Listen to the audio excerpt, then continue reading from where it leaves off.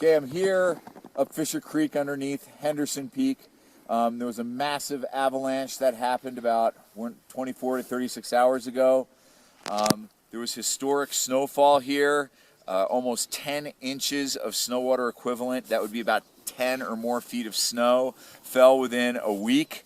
So it's just huge snow, big avalanches. I'm standing on a groomed trail, or this should be a groomed trail. It's a road. It's under 20 feet of debris. The last time this path went was in 1996, so it's been 21 years since it's gone. We haven't had a storm of this size in at least 30 years. So there's a lot of avalanche activity around. The avalanches that went, some of them are enormous, and yeah, it's just pretty historic.